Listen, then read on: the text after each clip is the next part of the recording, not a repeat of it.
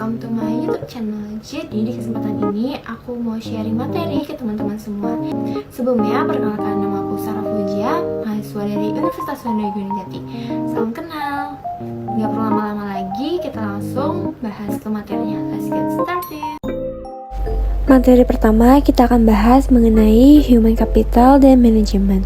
Yang pertama kita bahas apa itu SDM. Sejarah peradaban manusia membuktikan bahwa manusia mampu menciptakan jauh lebih banyak informasi dari yang diserap oleh manusia itu sendiri, dan dapat mempercepat perubahan jauh lebih cepat dari manusia yang mengikutinya.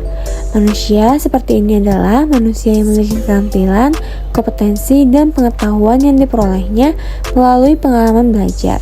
Yang kedua, SDM unggul.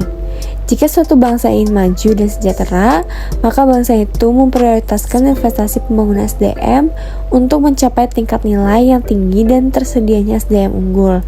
Penekanan nilai ini membantu manusia lebih kreatif, produktif, dan mampu menyelesaikan masalah yang dihadapi dan bekerja keras dengan komitmen dan dedikasi tinggi didukung dengan integrasi tinggi. Selanjutnya, investasi pendidikan untuk SDM unggul.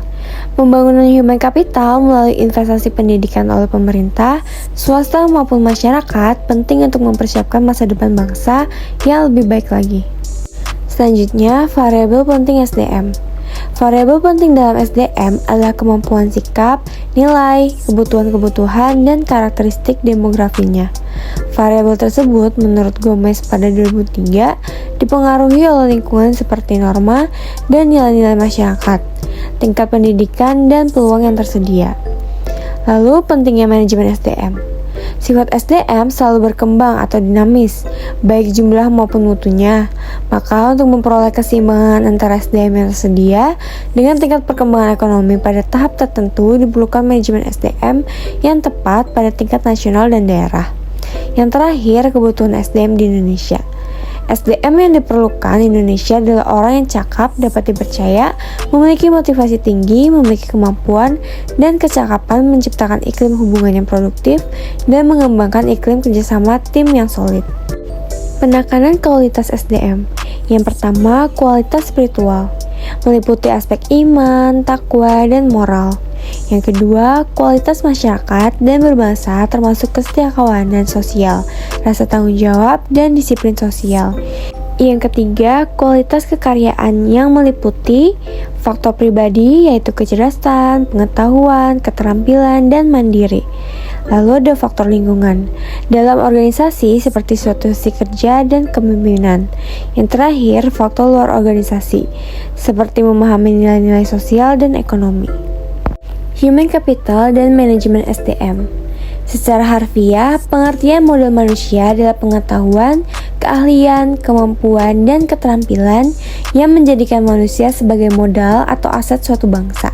Human Capital Management oleh Gaspers pada 2012 dikenal juga sebagai manajemen talenta, yaitu suatu SDM yang terkait dengan proses pengembangan SDM dan memperkuat kedudukannya dalam suatu lembaga, memelihara dan mengembangkan SDM dan menarik sebanyak mungkin SDM yang memiliki kompetensi, komitmen, dan karakter agar organisasi menjadi lebih berkualitas.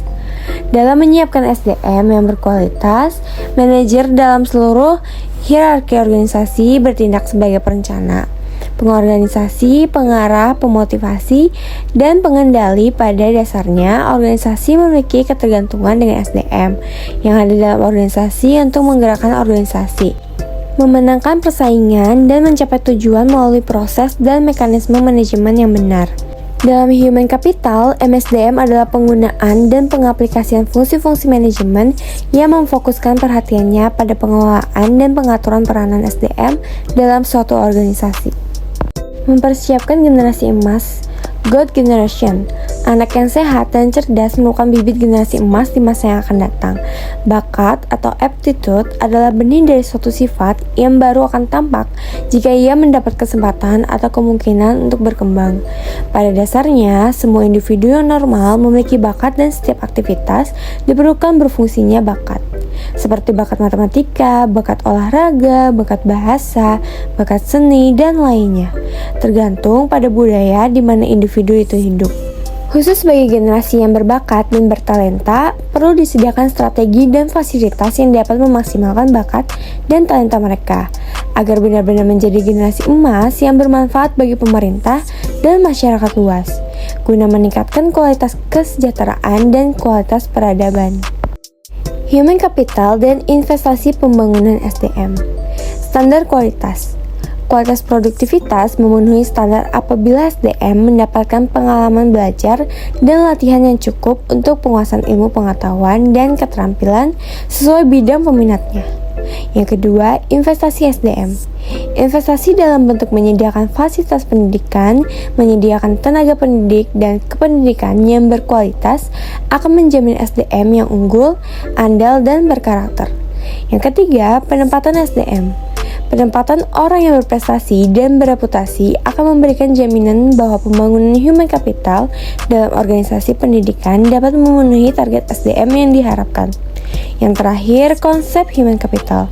Konsep human capital berkaitan dengan fakta bahwa pada dasarnya manusia akan menanamkan investasi dalam dirinya melalui pendidikan, pelatihan, dan aktivitas lain yang akan meningkatkan pendapatan mereka di masa depan melalui peningkatan penghasilan seumur hidup. Nah, itu aja materi yang bisa aku bahas kali ini. Jangan lupa like, comment, share, and subscribe. Sampai jumpa di video selanjutnya. Bye-bye!